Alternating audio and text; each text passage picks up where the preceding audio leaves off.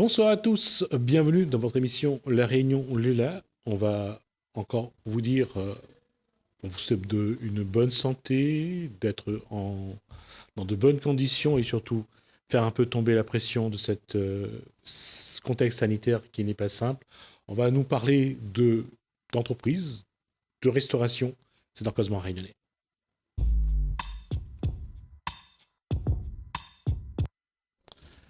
Bonsoir Brigitte Toussaint. Bonsoir.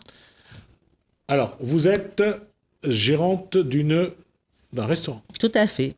Et le contexte, qu'est-ce que ça fait ? C'est une indigestion permanente ? On va dire oui et non. De toute façon, pour moi, personnellement, je parle à mon nom. C'est-à-dire que pour moi, cette situation est bénéfique. Pourquoi ? Parce que ça nous a permis, en fin de compte, de sortir de notre carcan, d'accord, ok, de voir autre chose, c'est-à-dire de mettre en place, et on voit très bien que nos collègues aussi ont réussi justement ce challenge, de pouvoir travailler autrement. Voilà, c'est le contexte qu'il y a actuellement et qui fait que oui. D'accord. On a fait d'un mal un bien. Voilà.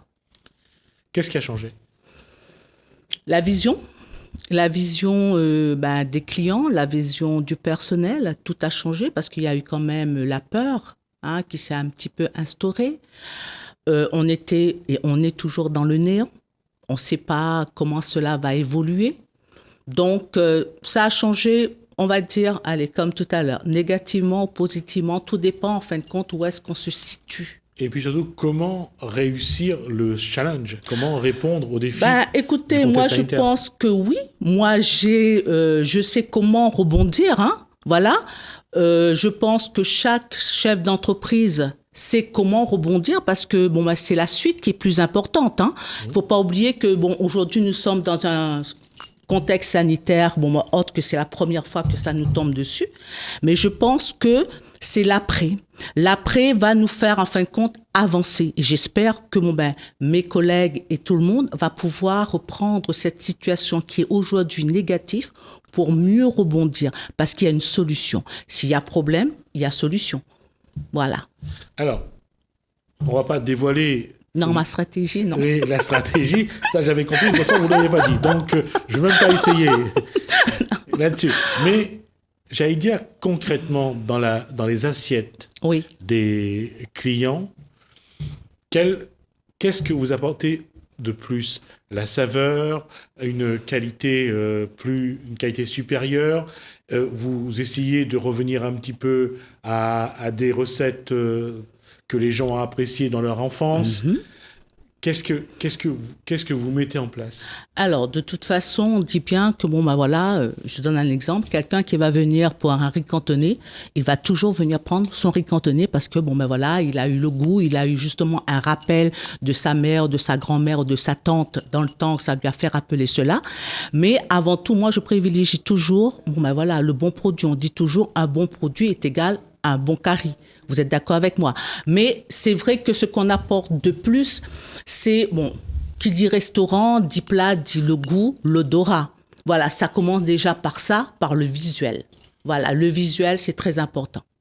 Donc, aujourd'hui, dans cette qualité-là, comme on dit toujours, on mange d'abord avec les yeux. Ouais. Aujourd'hui, il faut aussi mettre l'accent là-dessus.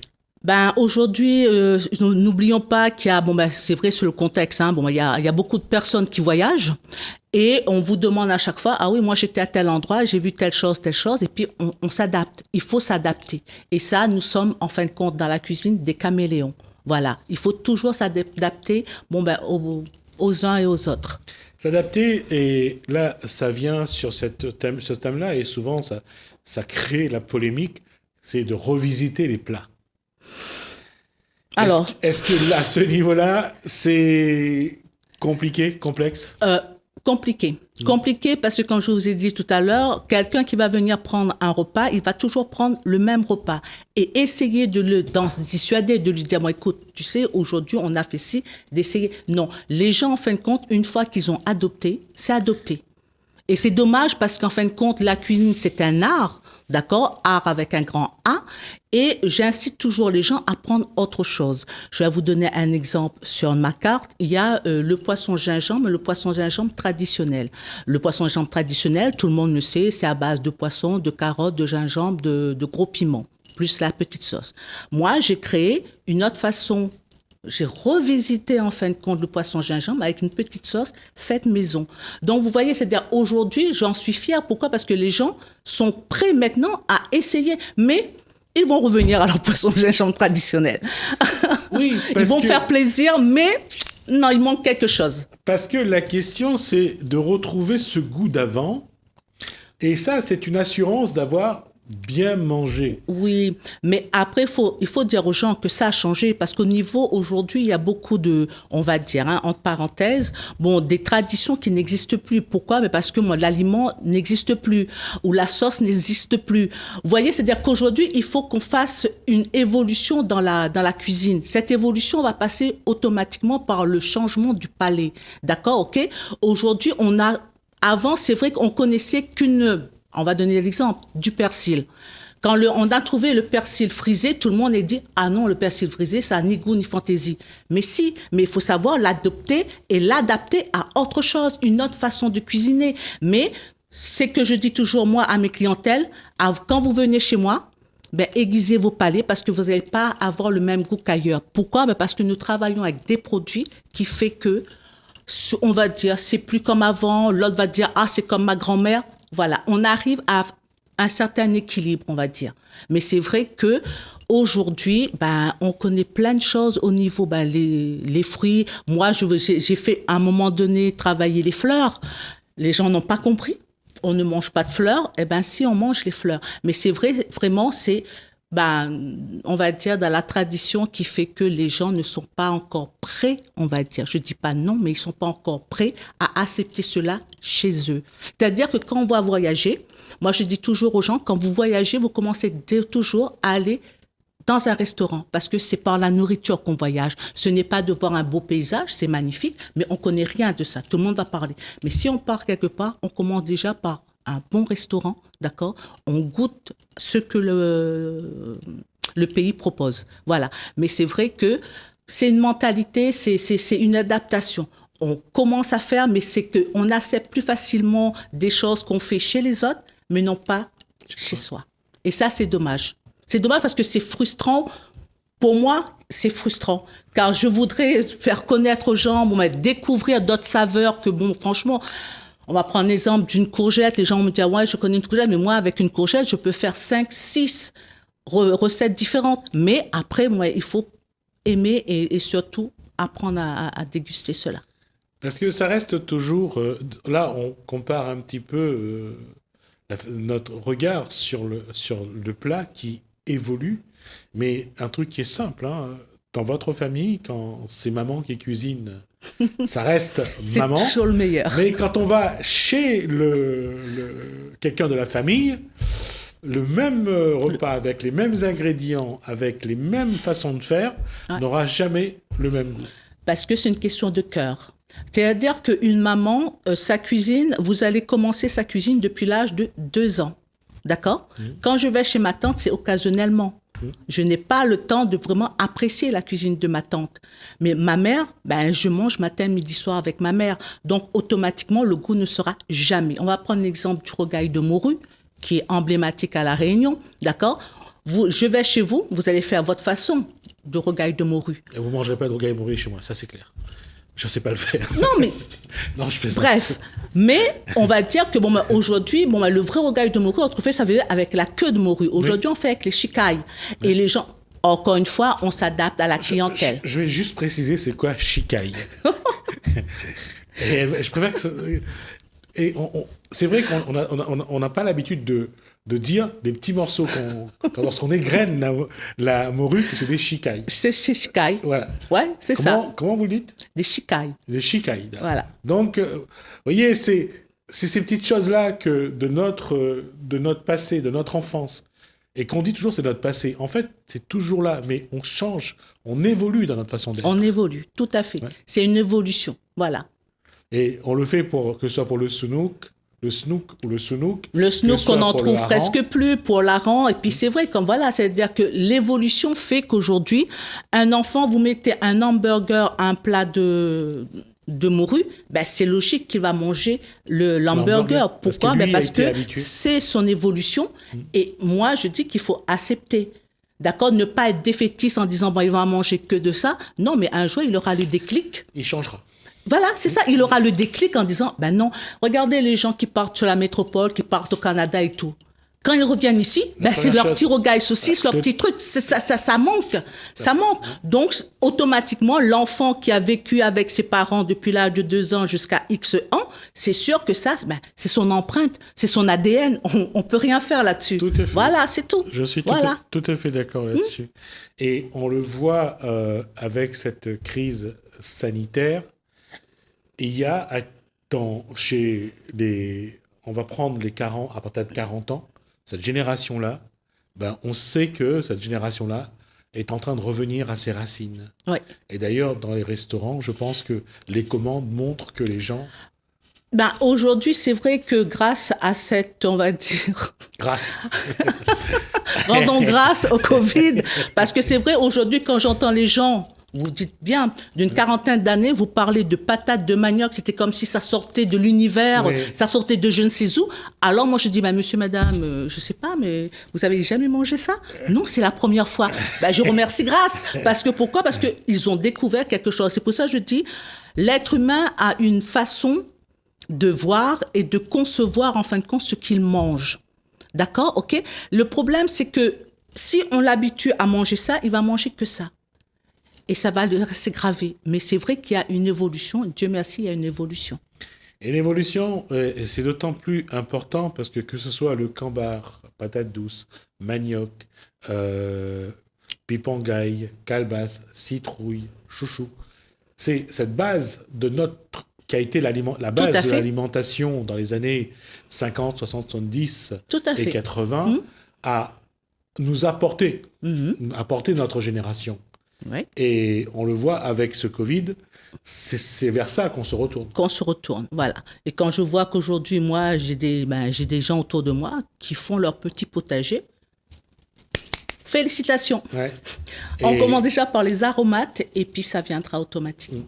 Voilà. Aujourd'hui, un curry poulet avec au chouchou de coco, au chouchou de chouchou ou au palmis, c'est quelque chose qui était courant avant. Avant, c'était courant parce que franchement, avant, tout le monde avait son petit pied de palmiste, tout le monde avait son petit poulet. Maintenant, c'est vrai, on va dire, voilà, les gens après, ils sont devenus, il faut le dire, ils sont paresseux. Parce que prendre le temps, faire un bon repas, c'est super génial, franchement. Et c'est même pas prendre le temps de faire un repas, ne serait-ce que faire un riz chauffé le matin. Piment vert, la morue, faire un riz chauffé. Oui. Même ça, on ne le fait plus. Non. On n'a pas envie de se fatiguer d'aller faire un riz chauffé. Voilà. Et c'est dommage. Un riz blanc, casse un œuf dedans et, comme dirait Créole. Non. Voilà, c'est parce que le travail prime en fin de compte sur l'aliment, et quand on me parle qu'il faut bien manger, un corps sain est égal à une nourriture saine, c'est quand même dommage parce qu'on peut prendre le temps, simplement il faut se donner le temps. C'est-à-dire que si on prend le travail à 8 heures, je sais les gens vont commencer à crier, on peut se réveiller à 5 heures du matin pour faire son petit réchauffé. Autrefois, je suis sûre que vos parents le faisaient. Oui. On prenait le temps. Il y a une chose aussi que je vais dire, on n'est pas obligé de manger un réchauffé tous les matins non plus. C'est de manger une fois de temps en temps. De temps en temps. C'est pas quelque chose... Là, c'est vraiment se faire plaisir. Ouais. C'est vraiment se faire plaisir. On a quand même le dimanche, de cuisiner. Je jette pas la pierre, aujourd'hui, c'est vrai, une maman va vous dire, moi, je vais soit chercher un hamburger, soit un poulet grillé, alors qu'on peut le faire soi-même. Notre hamburger, on peut le faire soi-même. Moi, je faisais avec mes fils, c'est-à-dire que je prenais le pain, je prenais tous les éléments et on fabriquait nous-mêmes notre hamburger. Et que c'est que du bonheur. Ouais. Le poulet grillé, on peut le faire soi-même. Mais moi, je préfère rester chez moi et le faire que de prendre ma voiture et sortir un dimanche. Mais maintenant, c'est de se faire livrer. Ah, c'est vrai. C'est tout se faire livrer. Grâce au... On ne va pas critiquer le monde économique, ceux qui font la livraison. Non, mais c'est une très bonne chose. Ouais. Au contraire. Ouais. C'est grâce qu'on a pu, justement, comme je dis, il faut rendre grâce, en fin de compte, au Covid, parce que ça a permis, en fin de compte, de développer des activités.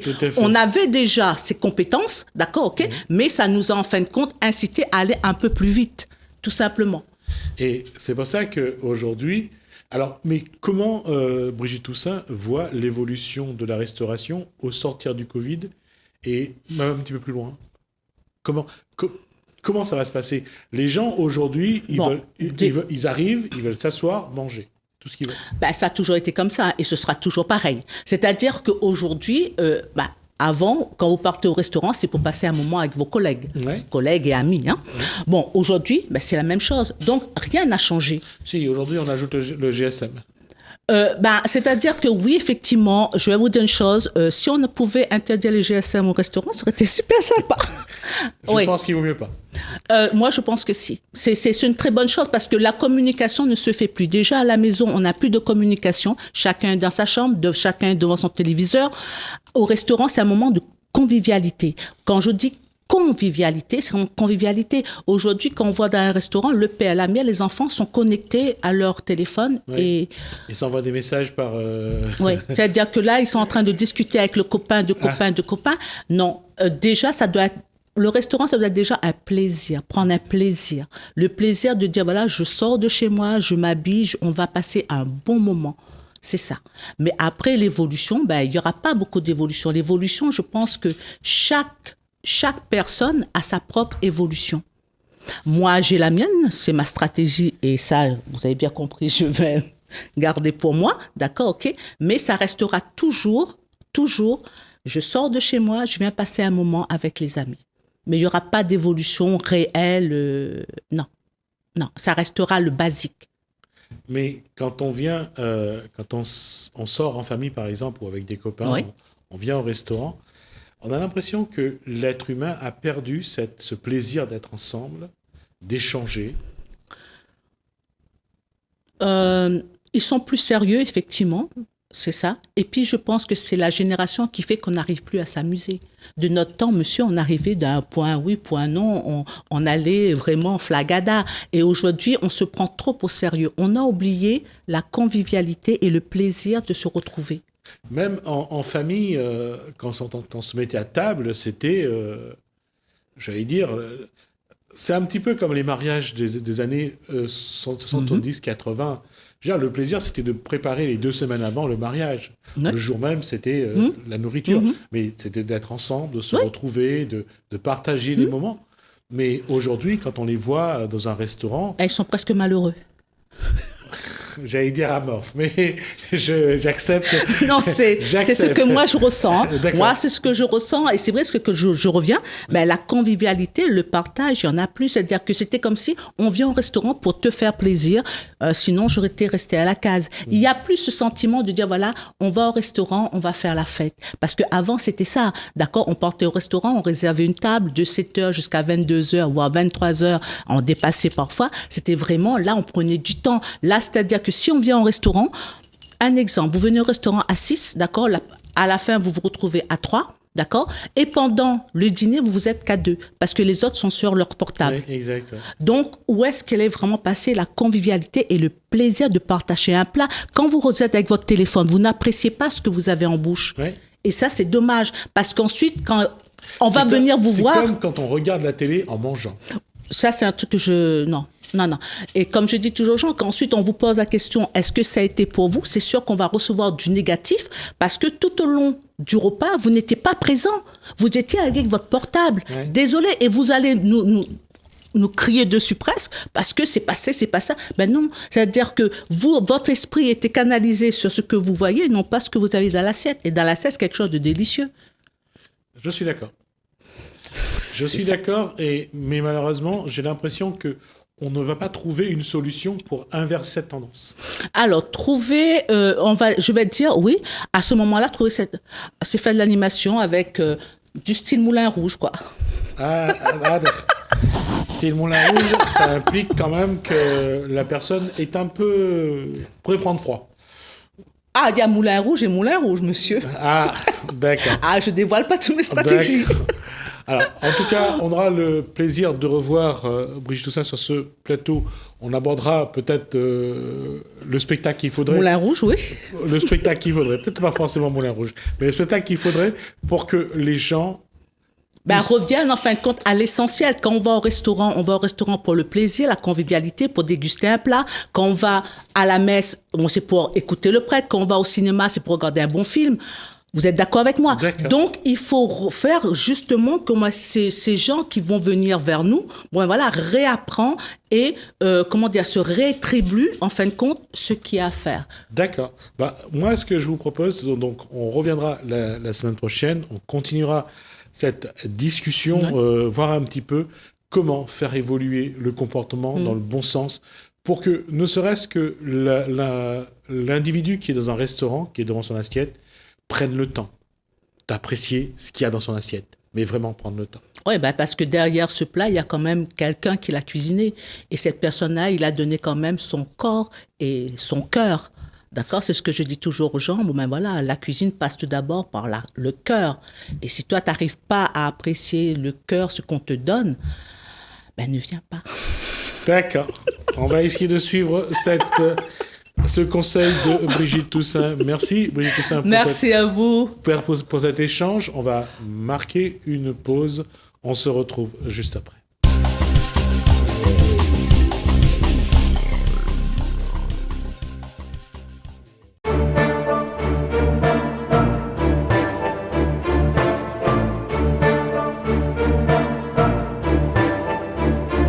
Est-ce que vous pouvez mieux me présenter votre structure ? Alors, la Chambre régionale de l'économie sociale et solidaire de la Réunion existe depuis 1982, donc 38 ans depuis décembre 2020, et a des missions qu'on appelle régaliennes, définies dans la loi de 2014, du 31 juillet 2014, qui détermine ce que c'est que l'économie sociale et solidaire, ses valeurs, ses principes, ses modèles économiques, mais également qui définit les missions des CRES. Les CRES, vous en avez 18 au niveau national, dont une à La Réunion, une à Mayotte, Guyane et Antilles. La mission des CRES, des chambres régionales d'économie sociale et solidaire, dont la nôtre, c'est de pouvoir défendre nos entreprises, donc 2147 entreprises à La Réunion, défendre leurs intérêts, les représenter, soutenir aussi leur développement économique et leur maintien, et également de pouvoir soutenir la professionnalisation des salariés, des dirigeants et des bénévoles, et notamment des salariés, je le disais, et dirigeants, qui représentent 25 000 salariés à La Réunion, soit 17% de l'emploi privé régional. Qu'est-ce qui explique, quels sont les critères qui font que ces entreprises entrent dans le cadre de CRES ? Alors, pour faire partie de l'ESS, c'est la loi de 2014 qui l'a définie, bien que l'économie sociale et solidaire existe déjà depuis des générations, voire des siècles. Ce n'est pas moi qui le dis, mais c'est l'histoire. Il faut respecter 3 grands principes. Le premier principe, c'est la gouvernance partagée. Un homme égale une voix. À l'identique du modèle associatif, loi 1901, ce n'est pas l'actionnariat qui détermine le pouvoir dans une entreprise de l'ESS ou dans une association également, c'est simplement l'homme en lui-même. Deuxièmement, c'est la lucrativité est possible, mais elle est limitée. Donc le partage de bénéfices n'est pas dédié à 100% aux actionnaires, mais doit être réinvesti soit dans la structure elle-même, soit sinon partagé également avec les salariés. Et le troisième principe, c'est la finalité de l'établissement. Il s'agit d'une finalité ou d'un but. Cet établissement doit avoir un but social, sociétal ou environnemental. Et ces trois principes fondateurs concernent 5 familles dans l'économie sociale et solidaire, 4 qui existaient bien avant la loi de 2014, qui sont les associations, les fondations, les mutuelles, les coopératives, et enfin, la loi de 2014 a créé la 5e famille, qui sont les entreprises commerciales ayant qualité d'entreprise de l'ESS, de l'économie sociale et solidaire. Donc c'est 2147 entreprises à La Réunion. Qu'est-ce qui explique qu'une association comme Maoteo entre dans ces critères-là ? Et aujourd'hui, pour vous, qu'est-ce qu'elle apporte dans le développement économique ? Alors l'association Maoteo, compte tenu de ses statuts, fait partie de l'ESS puisque c'est une association employeuse et qui développe des projets socio-économiques sur le territoire. Premier point. Donc elle répond également aux 3 principes fondateurs de l'économie sociale et solidaire, de par son statut et de par ses activités. Pourquoi Maoteo et pourquoi nous sommes présents aujourd'hui ? Puisqu'en fait, depuis 2015, la Chambre régionale de l'économie sociale et solidaire de La Réunion s'est associée au réseau des CRES nationales, donc les 18 autres CRES, pour promouvoir nos entreprises. Donc depuis 5 ans maintenant, nous organisons les prix régionaux de l'ESS qui ont pour objectif de promouvoir et de valoriser les activités locales, donc dans chacune de nos régions, que nous primons, et le lauréat local, donc régional de La Réunion, va concourir avec chaque lauréat de l'Île-de-France, de la région PACA, de Mayotte, de la Martinique et de la Guyane, et pourra donc obtenir, ou pas, mais ce que l'on souhaite, obtenir donc le prix national de l'ESS. Voilà. Et l'objectif du prix ESS, je vous le disais, c'est vraiment de pouvoir identifier les pépites, les talents sur nos territoires. Et à ce titre, Maoteo, ce sont les membres du jury des prix de l'ESS qui sont composés donc d'administrateurs de notre chambre, mais également de la chambre de commerce, de la chambre de métier. Nous l'avons vu donc de POC-POC, de France Active Réunion également, et d'autres partenaires ont souhaité mettre en valeur et primer l'association Maoteo sur le volet utilité sociale, compte tenu de son projet agrotouristique, premièrement, et deuxièmement également compte tenu de son approche sociale, sociétale et solidaire, puisque Maoteo, à travers ses activités, accompagne des demandeurs d'emploi, mais également des personnes en situation de handicap à la réinsertion professionnelle, à travers une alimentation raisonnée, une agriculture raisonnée.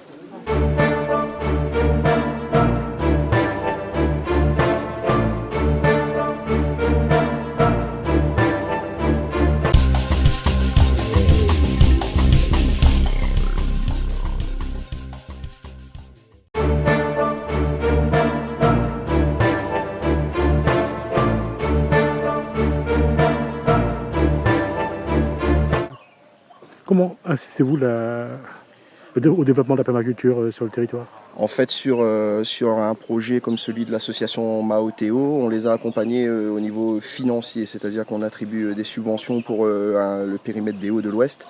Et donc Maoteo a déposé un dossier chez nous. Et donc on les accompagne dans la mise en place des cultures, sur le matériel et l'équipement, ainsi que sur la future serre aquaponique qui sera sur site.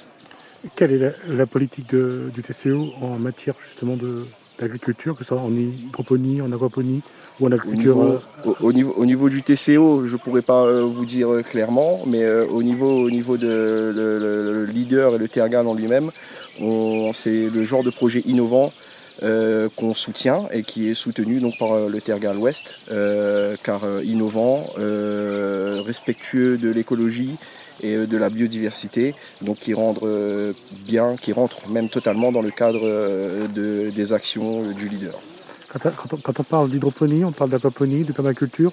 L'innovation est bien sûr dans